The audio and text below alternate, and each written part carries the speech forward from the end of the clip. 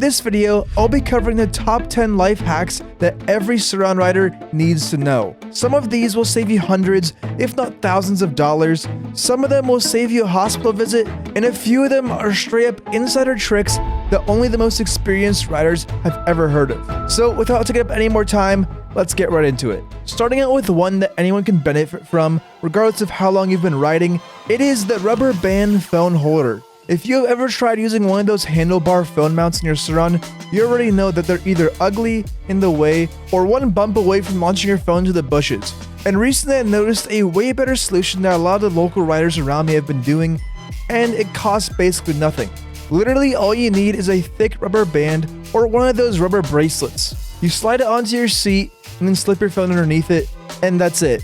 Super sleek, low profile, and as long as you have the right sized band for your seat, your phone is not going to go anywhere no matter what you throw at it. And it is way better than some expensive handlebar mount that flexes every time you hit a bump and looks like you bolted a GoPro rig to your bike. Oftentimes, the best life hacks are the most simple ones. And speaking of simple life hacks, this next one might seem like the dumbest one to you, but it's actually the most useful.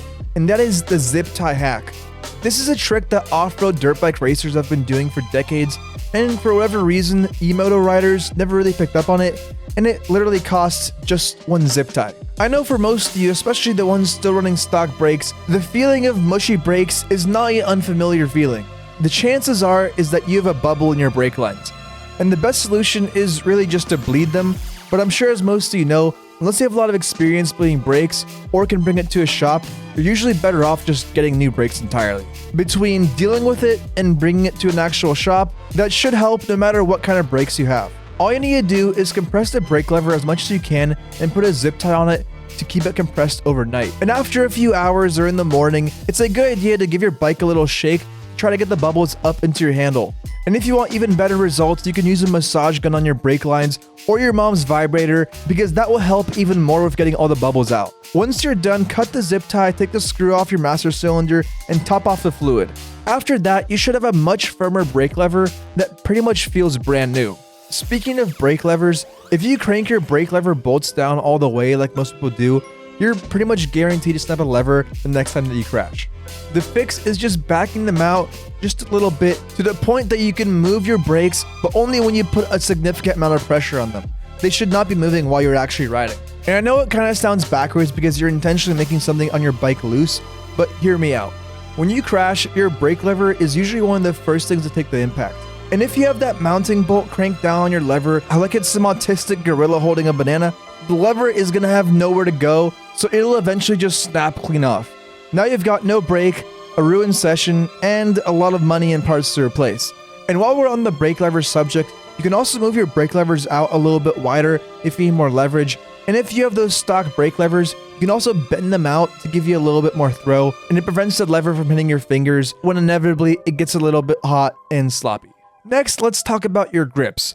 If you've owned a Surron for any real amount of time, your stock grips have probably started twisting on the bar by now. Stock grips are notorious for working themselves loose, and once one starts spinning mid-ride, it's only a matter of time before you start turning aggressively and a grip completely comes off in your hand. The fix is super simple. Take a zip tie or some thin wire, wrap it tight around the end of the grip, and twist it down. That'll lock the grip to the bar and keep it from spinning. Some people also use glue for this, but I would avoid that personally because the second you want to swap grips later, you're going to be in for a bad time trying to get them off. And speaking of swapping grips, when you finally do upgrade to some better ones, you will very quickly find out that new grips do not just slide on. They will fight you the entire way. The hack here is to squirt a tiny bit of rubbing alcohol inside the grip before you slide on. The alcohol pretty much acts like lubrication, but evaporates within a few minutes, leaving the grip locked on tight. Trust me when I say it's almost impossible to put on a grip any other way. And for those of you thinking about it, do not use soap or water or anything other than rubbing alcohol, because that stuff is not going to evaporate quickly and will cause your grips to always be spinning. And here's one more thing on the bars that most riders never think about until it's too late. If you have a brand new bike or you just haven't been riding for a very long time, you probably haven't noticed this, but your throttle will start getting harder to turn over time, and you probably haven't noticed it because it happens so gradually. But over time, dirt and grime build up under a throttle, and eventually it starts to stick. Sometimes it just feels stiff, sometimes it doesn't return back all the way, and in the worst case, it sticks wide open, which is how Whiskey Throttle ends with you ghost riding your $4,000 bike straight into a tree. You unscrew the 2 bolts holding down your throttle handle, you put a bit of grease on the handle, and then put it back together. That's it. If you've never done this before, you'll most likely notice a significant difference in how smooth and snappy your throttle feels. I always do this to my throttle, and I'm still rocking the stock throttle since when I got my bike over 10,000 miles ago. There's no need to upgrade, all you need to do is this life hack, and your throttle will be good for a very long time. Now that you got all the essentials dialed in, let's put it to some good use. And finally, I can give all you Surron kids the neuron activation that you all desire with some life hacks for wheelies. And even if you've already been doing some crazy combos, don't skip out on this section because this can apply to pretty much everyone.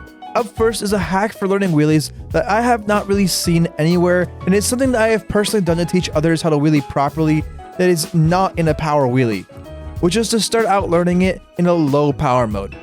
The reason being is that unless you're on a juiced up bike, which at this point most people are, you will never really be comfortable popping up a wheelie when you're going at higher speeds and in turn have lower torque, which is what's going to happen when you're going about 20 to 30 miles per hour in the speed that you actually want to pop a wheelie, because as most of you probably know, the faster you go, the easier it is. But by practicing your pop in low power, by the time you're able to do it consistently, and by that I mean get up to the balance point essentially and bring it back down, and then you move up to the higher power setting and do it at a higher speed, getting into an actual wheelie the right way will feel way easier, because as I'm sure most of you have heard, it's easier to wheelie at faster speed.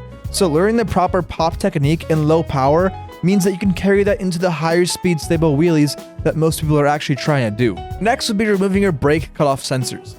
Now in my opinion, if you're completely new to riding, I would actually keep these on for a while, especially while you're still learning your wheelies and while you haven't developed the proper hand to throttle control yet. I think it's really essential to have your brakes cut off the power from your motor when you're starting out. This will 100% save you from looping out almost no matter what, because even if you have the most powerful brakes like I do, they are still not capable of locking up the rear wheel when you're at full throttle. It's a really good piece of safety to have while you're learning, but as you get better and start to hit the balance point more often and find the power shutoff limiting, it is definitely time to remove the sensor. And perhaps the most obvious one, if you're good at wheelies and you aren't doing this already, consider that your days are numbered before you loop out. Because if you don't squeeze your rear brake lever before you wheelie to check that it locks up the wheel, there's a really good chance that one day you're gonna find out that your brake does not work in the worst possible way. You'll twist the throttle, the front end comes up, and you start going past the balance point, then right when you go to tap the rear brake to bring it back down a little bit, nothing. Lever goes straight to the grip, the brakes got too hot, you got air in your system, or the pads decide to dip out on you. It doesn't really matter why, but now you're way past the balance point at 35 miles per hour with no way to bring it down, and physics is about to do its thing. The best case scenario is you bail and you watch your bike loop out in the pavement, and the worst case scenario is you hold on, and that's how you end up in a hospital bed explaining to a nurse what a Surron is. Now that your bike is worth riding and you've got a little bit of skill and you want to go out in the town, you gotta worry about people trying to take it. If you spend any time on Surron subreddit or any eMoto Facebook group, you have seen the posts. A guy parks his bike for 10 minutes, comes back, bike is gone. Surrons get stolen constantly because they're light enough that only one person can throw it in the back of a truck and disappear in under a minute. The hack is hiding an AirTag somewhere on your bike where a thief would not look. And there are a lot of options.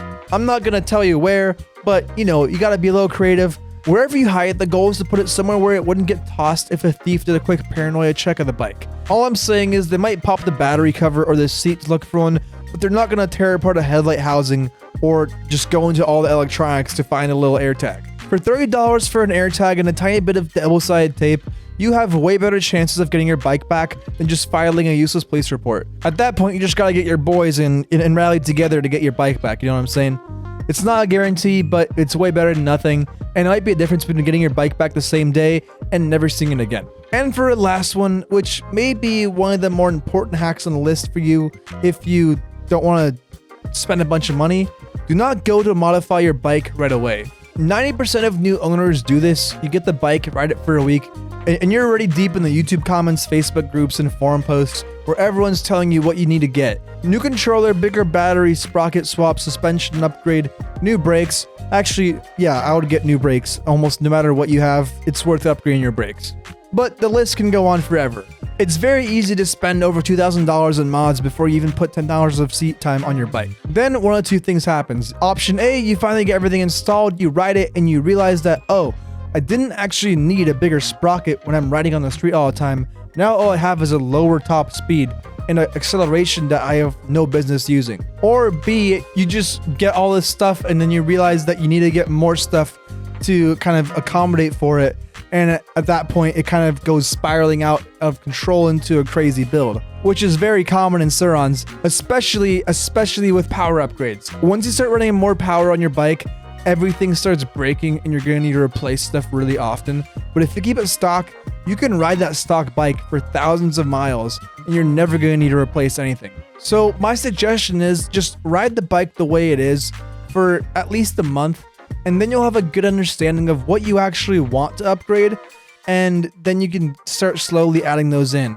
But the key is get to know the bike before you start doing upgrades, because the bike by itself is actually pretty good. You don't need to upgrade everything to have a good bike. If you have any hacks that I missed, drop in the comments below because I'm always looking to learn new stuff, and I'll pin some of the best ones that I see. As for now, that is all I have. Thank you all for watching, and I'll see you in the next video.